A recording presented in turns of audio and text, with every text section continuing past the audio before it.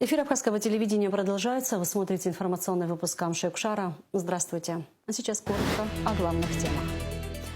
Развитие Ткорчала, рабочие места, ремонт дороги и открытие горного базара. Президент Абхазии обсудил стратегию развития региона с активом Ткорчальского района.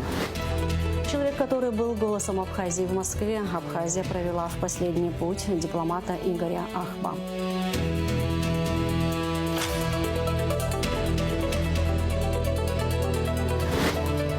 Проекту «Тикетми» 3 года. Удобная покупка билетов. Скачивайте мобильное приложение и будьте в центре главных мероприятий страны. Более 210 миллионов рублей направлено на ремонтные работы и благоустройство Ткорчала с начала этого года. Средства пошли на финансирование 25 объектов, сообщил глава администрации Герман Кочарава на собрании актива района, которое прошло с участием президента Бадры Гунба, вице-президента Беслана Бигвава и премьер-министра Владимира Дылба. Подробности заседания в материале Шезины Ханагуа.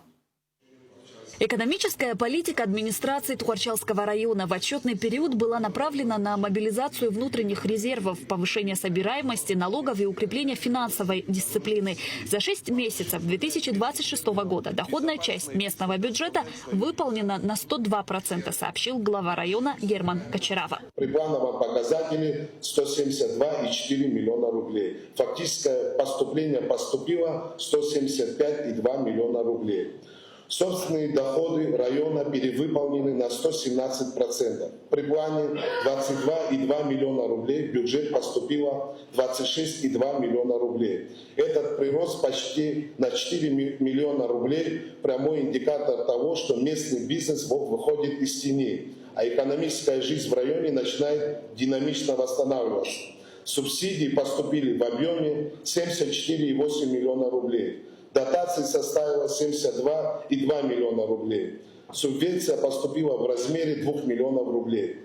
Фактическое исполнение расходной части бюджета составило 175,8 миллионов рублей. В фокусе особого внимания администрации находится прямая поддержка граждан, оказавшихся в сложной жизненной ситуации. За отчетный период за счет средств местного бюджета была оказана материальная помощь более 40 малоимущим семьям на общую сумму 796 тысяч рублей. Параллельно по линии республиканской программы государственной социальной помощи гражданам, прописанным и проживающим на территории Ткорчальского района, за январь-июнь 2026 года выделено более 14 миллионов. За первое полугодие 2026 года в районе развернут масштабный объем строительных и ремонтных работ. Общий объем ассигнований из средств республиканского бюджета, включая инвестиционную программу содействия социально-экономического развития Республики Абхазии, за отчетный период составила 63,5 миллионов рублей. А межбюджетные трансферты из республиканского бюджета достигли 148,2 миллиона рублей. Через управление капитального строительства полностью профинансированы и завершены работы по капитальному ремонту кровель многоквартирных домов на общую сумму 25 миллионов рублей. Десятки семей Ткорчала, страдавшие от протечек крыши, в дождливый период получили сухие, теплые и безопасные квартиры. Также проведен ремонт кровли школьных зданий, устранены протечки, предотвращены связанные с ними повреждения внутренних помещений. В отчетном периоде реализован комплекс мероприятий по развитию дорожной сети, повышению безопасного дорожного движения и укреплению транспортной связанности территории на общую сумму 32,8 миллионов рублей. Что туда входит? Ограждение детских площадок, ремонт участка автодороги Первая Бедья, укладка асфальтобетонного покрытия по улице Махаджиров, восстановление проезжей части села Умрич, ремонт проселочной дороги в селе Чигуара, ремонт проселочной дороги Царчач-квартал, ремонт автодорожной части и расчистка территории в селе Агубелья, капитальный ремонт автодороги к резервуару село Речку. Восстановление сельских и проселочных дорог полностью сшивает транспортную инфраструктуру района, ликвидируя изоляцию отдаленных сел. Это гарантирует беспрепятственный проезд скорой помощи, школьных автобусов, а также позволяет местным фермерам быстро и безопасно доставлять свою сельскохозяйственную продукцию на местный рынок.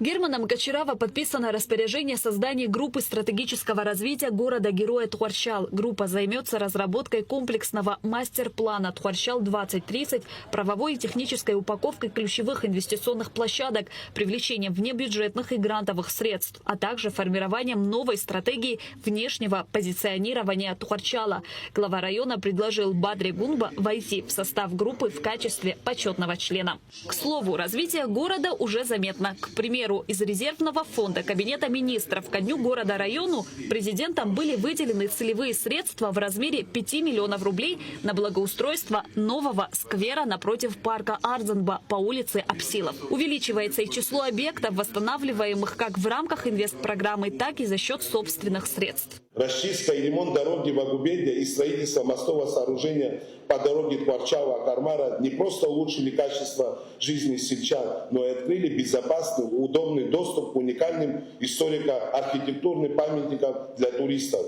А системная работа на городском полигоне снимает многолетнюю экологическую напряженность, обеспечивая санитарную безопасность жителей и гостей города. С января по июнь сумма за потребленную электроэнергию в районе составила 94 миллиона 234 тысяч рублей. Однако реальный объем уплаченных платежей всего лишь 23 миллиона 638 тысяч рублей. Объем задолженности за потребленную электроэнергию составил 70 миллионов 595 тысяч рублей. От юридических лиц она составила 1 259 тысяч. Здесь хочется отметить, сказать, что за последние месяцы погашение задолженности идет в довольно хорошем темпе.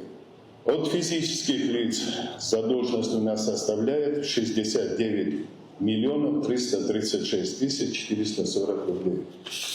Я думаю, для каждого из нас понятно, что такие большие задолженности очень трудно развивать нашу отрасль.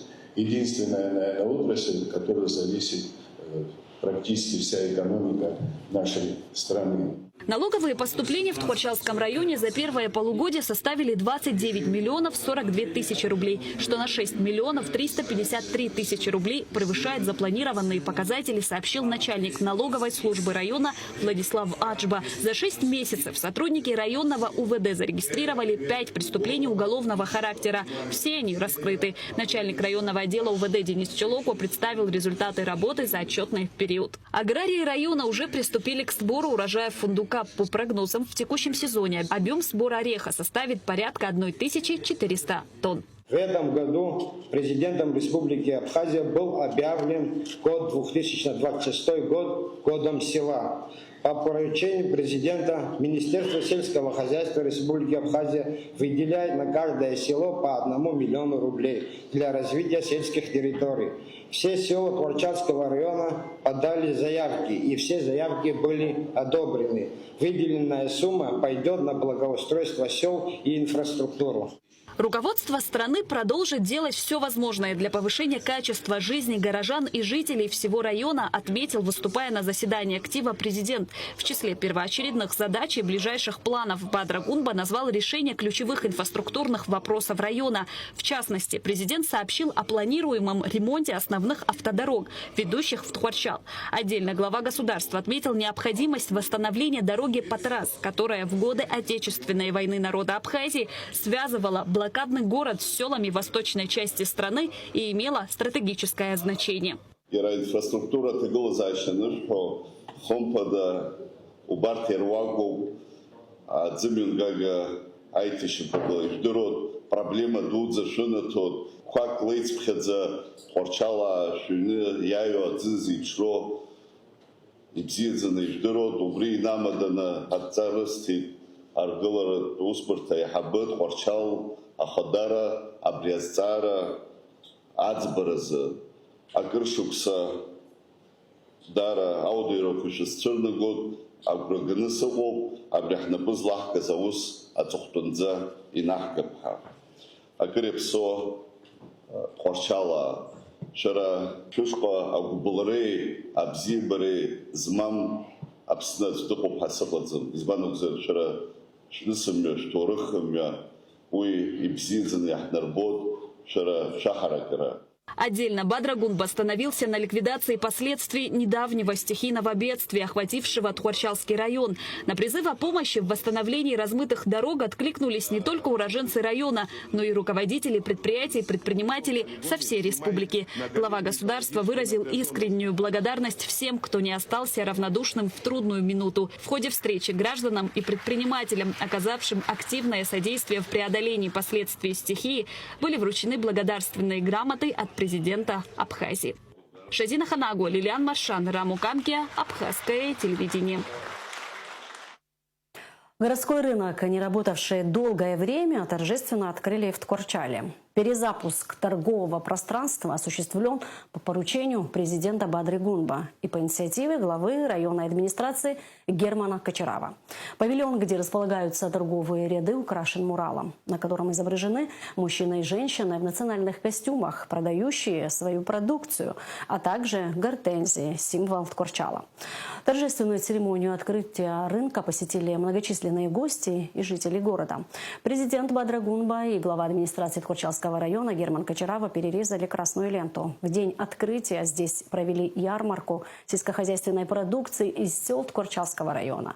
Ярмарка была разделена на две зоны. Фермерскую, где были представлены домашний сыр, мед, свежие фрукты и овощи, и гастрономическую с национальной кухней. Каждый житель уже в среда, пятница, воскресенье могут спокойно попасть со своей продукцией на наш горный базар, как мы его назвали. Сейчас все те автобусы, которые ездили в ГАУ, все, они ездят, да, они на нашем балансе, на нашем АТП стоят.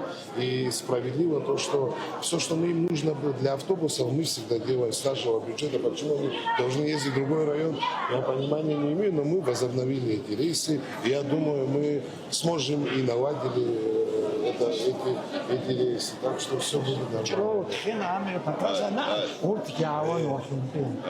Уйу Брезови, Чик Тхуарчал инфраструктура, аваци царата, бартами палахцотсунта, спуяна год era, чермыгия интересный год общичаги. Это будет как новая локация для туристов, чисто экологический рынок. То есть те люди, которые приезжают к нам в Тхуарчал, в Акармар, они могут посещать спокойно. Мы будем разговаривать с министром туризма, с турфирмами, чтобы они привозили тех людей, которые, грубо говоря, если мед стоит в других городах там 200 рублей, у нас можно будет приобрести это за 80 или 100 рублей. То есть и подешевле, и экологически чистый продукт. 21 августа в Тхуарчале также презентовали новый туристический маршрут, разработанный журналистом Арифой Кабба. Маршрут начинается от здания вокзала. Арифа Кабба рассказала президенту, жителям и гостям города об особенностях маршрута и достопримечательных местах, включенных в него. Президент также осмотрел архивную фотовыставку «Старый Тхуарчал» на променаде у стены ГРЭС. Мы просто хотим немножко вкратце рассказать цель этого маршрута. Он в том, чтобы все многочисленные гости, которые приезжают сюда смотреть природные красоты Тхуарчала, Акармару, вот эти потрясающие водопады, они также не обходили город, который очень, мне кажется, заслуживает внимания большого. Вы знаете, я думаю, все здесь знают, что Тхуарчал — это город-герой, и это не просто так. Эти люди выдержали блокаду 413 дней, они боролись, они показали свой характер и дух, и мы постарались в эту прогулку включить все. И историческое прошлое Тхуарчала, когда он создавался как город угольных шахт, как жемчужина Абхазии, как индустриальный центр, и времена, которые были расцветом, когда в советское время, потому что и ГРЭС, которая за вашей спиной, это была очень важная такая районная электростанция, которая была важной не только для Абхазии, но и для всего Закавказья на самом деле. Ну и, конечно, историю войны. Тем уверена, что у Тхуарчала большое будущее. И в частности, я абсолютно убеждена, что этот маршрут будет интересен всем, кто сюда приезжает. В Сухуми простились с первым послом Абхазии в России Игорем Ахба. Траурная церемония прощания прошла в доме учителя. Видный государственный деятель и дипломат, кавалер орденов Ахицапша II и III степени ушел из жизни на 77-м году после тяжелой продолжительной болезни. Проводить Игоря Ахба в последний путь пришли президент Бадра Гунба, члены правительства, депутаты парламента, представители общественности, его друзья и соратники. Репортаж Аэлиты Рутюня. В пятницу, 21 августа, в доме учителя многолюдно.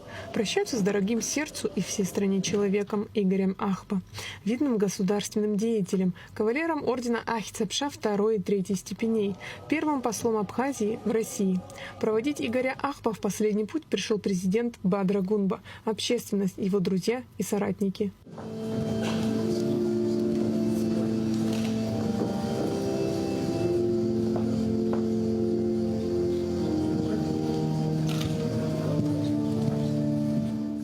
Государственный и политический деятель Сергей Шамба был знаком с Игорем Ахба с юных лет. Они учились в одной школе, но гораздо больше их сблизила политическая деятельность. Игорь Ахба был умным, грамотным, веселым человеком, разбирался в музыке, искусстве, вспоминает Сергей Шамба. А когда решались важные общенациональные проблемы, Игорь Ахба был в гуще событий. Находясь в Москве, он общался со всеми представителями нашего общества в Москве. Тогда мой брат возглавлял абхазскую общину в Москве, Тарас Шамба. Он близко с ним тогда сдружился, и вот до последних дней жизни моего брата они очень тесно всегда общались. С Владиславом Ардзенбо также он познакомился, когда работал Игорь в библиотеке имени Ленина научным сотрудником, да, Владислав Ардзенбо был научным сотрудником Института востоковедения. Они там познакомились, тоже часто общались. И, конечно, Владислав Григорьевич не мог не разглядеть в нем способного молодого человека. Он был юристом, закончил МГУ, хорошо образованный, умный, молодой человек. Конечно, приглянулся Владиславу Григорьевичу, именно поэтому он во многом дела, которые решались в Москве, рассчитывал на поддержку Игоря Ахба. В этот день прощаются с другом, дипломатом, человеком, который горячо любил свою страну. Те, кто его знал, говорят, что это был без преувеличения выдающийся человек. После признания России независимости Абхазии в 2008 году на базе представительства было создано посольство республики. Ахба стал его первым послом. Он был открытым, добрым, но при этом очень настойчивым и бескомпромиссным, когда речь заходила об отстаивании интересов Абхазии. Мы еще долго будем осмысливать его вклад в развитие абхазской национальной дипломатии, в развитие контактов с нашими внешними партнерами, прежде всего с нашими союзниками и друзьями с Россией. В деле укрепления этих связей роль Игоря Ахба, она очень велика. Он внес огромный вклад в представление наших интересов, пользовался особым доверием нашего национального лидера Владислава Григорьевича Ардзенбо. Неоднократно и во время моего пребывания в Российской Федерации, непосредственно в Москве, и будучи в Абхазии, когда возникали определенные сложные моменты, я всегда знал для себя, что есть Игорь Муратович, наш старший друг, профессионал, кому можно позвонить, посоветоваться и всегда услышать совет, дельный совет и напутствие. Игорь Ахба был одним из соратников национального лидера Абхазии, первого президента страны Владислава Ардзенбо. С 1992 года он возглавлял полномочное представительство Республики Абхазия в Российской Федерации. В 2004 году являлся министром иностранных дел республики. Войну 1992-1993 годов создал и возглавил оперативный штаб по оказанию всесторонней помощи Абхазии. Игорь Муратович останется в памяти людей, которые его знали хорошо. Но мне кажется, и вообще в целом в памяти народной, как человек высочайшего профессионализма, человек, который всю свою жизнь, и это не преувеличение, это не пустые слова, посвятил служению Абхазии, народу нашему, который был бескорыстным, Представляя Республику Абхазия в Российской Федерации на протяжении многих лет, Игорь Муратович внес значительный вклад в развитие абхазо-российских отношений. Вице-премьер Жансух Нампа зачитал некоторые из большого количества писем, телеграмм со словами глубокой скорби и соболезнований, которые приходят в эти дни. Ушел из жизни яркий человек, профессионал, многие годы отдавший служению родной Абхазии. Добрая память об Игоре Муратовиче навсегда сохранится в истории Абхазии, в сердцах его близких коллег, друзей. Алан Элбакир, чрезвычайный полномочный посол Республики Абхазия в Республике Южная Осетия. Игорь Ахпа был достойным и преданным своему отечеству человеком. Он не только стоял у истоков современной абхазской дипломатии, но и был одним из основателей общества абхазской культуры в Москве, абхазской газеты и абхазской воскресной школы. Айлита Арутюн, Алексей Гухава, Абхазское телевидение. Набором политических штампов и попыткой проигнорировать сложившиеся на Южном Кавказе исторические и правовые реалии назвали заявление западных стран в СБ ООН в МИД Абхазии. В дипломатическом ведомстве отметили, что попытки представить события августа 2008 года как внешнюю агрессию прямо противоречат выводам Международной комиссии под руководством Хайди Телявини, четко зафиксировавшей вину Грузии в развязывании войны. Выбор народа Абхазии в пользу независимости стал результатом реализации права на самоопределение и гарантии выживания в ответ на многолетнюю агрессивную политику Тбилиси. В МИД подчеркнули, что отношения между Республикой Абхазия и Российской Федерацией носят равноправный и стратегический характер, а их договорно-правовая база насчитывает более сотни соглашений. Попытки трактовать законное двустороннее сотрудничество и формирование механизмов коллективной безопасности как оккупацию являются фальсификацией и вмешательством во внутренние дела суверенного государства, говорится в комментарии ведомства. МИД Абхазии также обратила внимание на то, что зачитанное заявление не является официальным документом Совета безопасности ООН. Из 15 государств, членов Совбеза, к этой акции присоединилась лишь узкая группа западных стран, тогда как большинство членов СБ ООН отказались от участия в ней. Россия будет продолжать прикладывать усилия для установления долгосрочного мира на Южном Кавказе и развития диалога между Абхазией, Южной Осетией и Грузией. Так, постпред Российской Федерации при ООН Василий Небензя, выступая перед началом пресс-подхода западных членов Совета безопасности ООН, прокомментировал 18-ю годовщину вооруженного нападения Тбилиси на Цхинвал 8 августа 2008 года.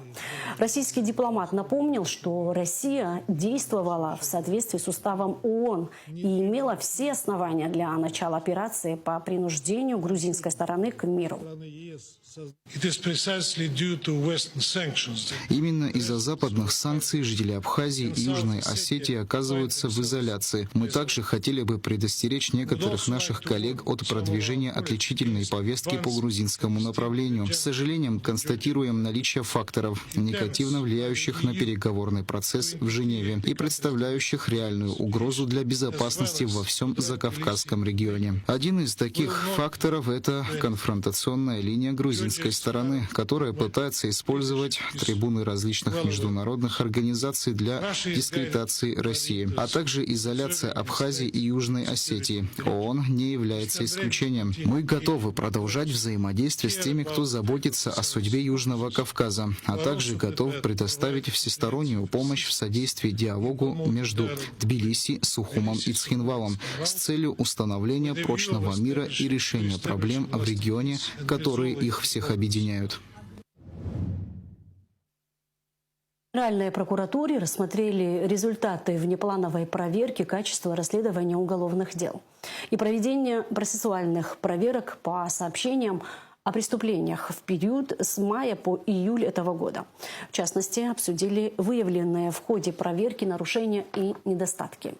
Руководителям соответствующих органов поручено принять дополнительные меры по повышению качества работы, усилению надзора за органами предварительного расследования и недопущению подобных нарушений впредь. Кроме того, на совещании обсуждались отдельные резонансные уголовные дела, находящиеся в производстве, и обсужден ход их расследования. Генеральным прокурором Адгуром Агарба даны соответствующие поручения по обеспечению объективного, полного и всестороннего расследования указанных уголовных дел. Следственным управлением Генеральной прокуратуры Республики Абхазия продолжается цикл обучающих лекционных занятий, направленных на повышение уровня профессиональной подготовки сотрудников органов предварительного расследования и совершенствования практических навыков производства следственных действий. Очередное занятие состоялось сегодня с участием следователей и помощников прокуроров прокуратур Ачимчирского и Гулрыбского районов. В ходе лекции были рассмотрены актуальные вопросы организации и проведения проверки показаний на месте, а также особенности применения данного следственного действия в практической деятельности органов предварительного расследования. Особое внимание было уделено вопросам соблюдения требований уголовно-процессуального законодательства, правильной организации следственного действия, фиксации его хода и результатов, а также оценки полученных сведений в совокупности с другими доказательствами по уголовному делу.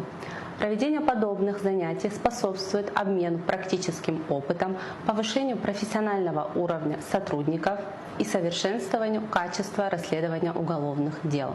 Генеральная прокуратура Республики Абхазия продолжит проведение обучающих мероприятий в рамках системной работы по повышению квалификации сотрудников органов прокуратуры и предварительного расследования.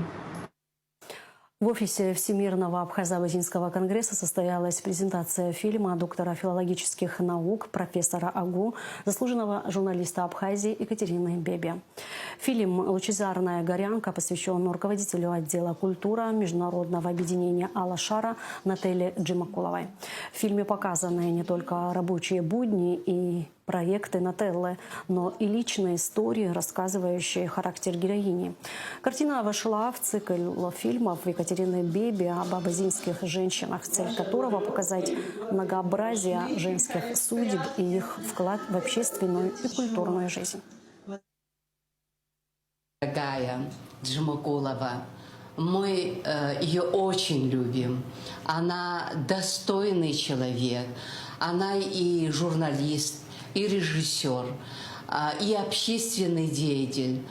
Алла-Шара – это общественная организация, которая работает уже более 10 лет. В прошлом году отмечали юбилейную дату. Можно сказать, одна из инициаторов и возглавляет отдел культуры. Как это важно! Как это важно! Удивительный человек.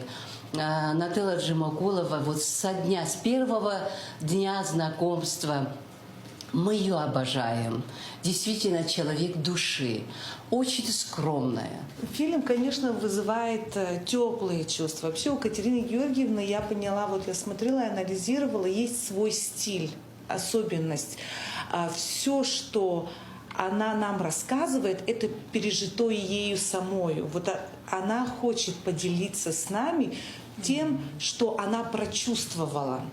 И когда это касается наших братских народов, взаимоотношений, у нее это происходит с особым чувством теплоты. И это ощущается даже через кадр.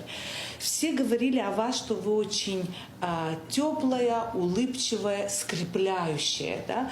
Но такие люди обладают особенной силой. Значит, у вас есть воля, стойкость, смелость, потому что все те мероприятия, которые вы проводите, всю вот эту смысловую нагрузку, которую вы берете на себя, объединяя абазинских женщин, это говорит не только о вашей мудрости, в вашем возрасте, я уверена, присутствие это все подчеркнули, но я поняла, что вы еще обладаете силой воли.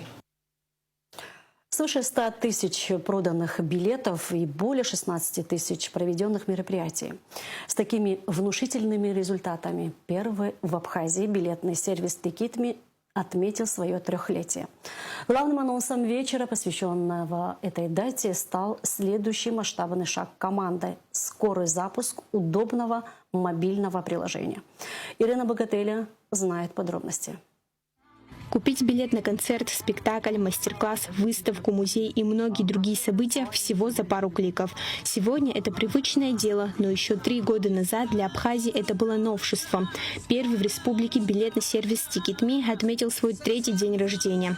Праздник прошел на берегу моря в торжественной и расслабленной атмосфере под красивый закат на площадке большого пляжного комплекса Марнера, одного из ключевых партнеров проекта. Событие объединило все сообщество TicketMe, команду, партнеров, друзей и, конечно, пользователей, которые ежедневно доверяют сервису свой досуг. Отдельные слова благодарности прозвучали в адрес компании Амобайл, первой поддержавшей их идею. Наш донор, как всегда, компания Амобайл 3 года назад поддержала данный проект. И вот этот проект вырос, такой проект, как TicketMe. Мы сотрудничаем с молодежным театром, с театром имени Искандера, русский театр. Сотрудничаем с различными концертными площадками, а также организаторами. Будь то организаторы в Абхазии, либо в России. Вот, например, они захотят устроить мероприятие. Конечно же, Марнеру, один из наших партнеров, где сегодня проходит наше событие. То есть организаторы обращаются к нам, мы создаем события. Билеты можно приобрести как онлайн, так и офлайн во всех офисах Амобайл. Это более 14 офисов по республике Абхазия. Очень удобно. То есть билетных касс сегодня в Абхазии только в городе Сухум, либо в том заведении, где проводится мероприятие. А это очень удобно. Можно зайти в офис Амобайл и приобрести также билет на события, которые размещены на ресурсе TicketMe. Проект рождался из личного опыта и простой идеи – создать поиск культурных и развлекательных событий удобным для каждого. На празднование создали по-настоящему веселую и расслабленную атмосферу. Для гостей выступали диджей Тему, заслуженный артист Абхазии Джимми Шумения, а главным и неожиданным гостем вечера стала стендап-комик Найка Казиева. Эра бесконечных очередей в кассы осталась в прошлом. Теперь планировать свой отдых можно за считанные минуты. Среди постоянных партнеров платформы – крупные представители индустрии развлечений. Представители сочинского цирка отмечают круглосуточную поддержку и оперативность команды. Любой вопрос здесь решается буквально за мгновение. Это единственная платформа, с которой мы работаем и дальше, надеюсь, будем работать. TicketMe сегодня 3 года, из них 2 года мы уже сотрудничаем только с ними. Первый раз мы приехали с гастролями в эту замечательную республику Абхазия и уже 2 года назад сотрудничали с TicketMe. И вот уже 2-й год мы с ними работаем. Мы, наверное, были у них самый крупный такой, представитель. И вот только с ними. Плюс девочки все на подхвате 24/7. Любая проблема решается вообще ежесекундно. У нас не возникло ни одной проблемы. Даже если нам маленькая возникала, это все моментально решалось. А у нас, так как зал 1200 мест, представляете, и мы работаем 3 месяца. В том году дали мы 50 представлений, в этом году у нас 30 представлений. И то есть вот этот поток людей, который проходит через билетные кассы, через все, у нас не было ни одних возмущенных, ничего. Мы не задерживаем представление, мы начинаем всегда вовремя, максимум 5 минут. Это говорит о том, что это очень удобно, и сканирование, и билеты, и кассы, и все. Отправной точкой стал август 2023 года, когда на сайте был продан самый первый билет на спектакль «Кровавая свадьба» Абхазского государственного молодежного театра. Сегодня на счету TicketMe уже более 100 тысяч проданных билетов и свыше 16 тысяч проведенных мероприятий. Секрет такого роста не просто в технологиях, а в персональном подходе к каждому событию. Очень многие из гостей, которые посещают мероприятия, которые организует Абхаз-Ивент, не являются местными жителями. Именно поэтому этот ресурс для них очень удобен тем, что они могут онлайн приобрести билеты и быть точно уверены, что они попадут на те же концерты на Афонской пещере. На Афонской пещере у нас 100% продажа именно на платформе TicketMe. Это очень удобный ресурс, которым мы пользуемся, и наши гости очень довольны. И также для нас очень важно, что команда помогает продвигать события. То есть они используют рекламные инструменты, они продвигают площадки, на которых мы делаем события, сами события на своих информационных ресурсах. Это для нас тоже очень важно. Следующий масштабный шаг команды – полноценное мобильное приложение с современным и понятным интерфейсом. Совсем скоро тысячи культурных событий, концертов и спектаклей всей страны окажутся буквально в вашем кармане. Ирина Богателия, Константин Парулова, Абхазское телевидение.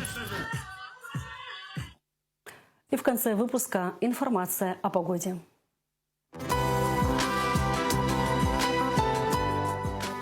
В выходные дни в Абхазии ожидается преимущественно ясная, удушливо жаркая погода. Температура воздуха ночью плюс 19-24, днем плюс 32-37 градусов. Температура морской воды плюс 26 градусов.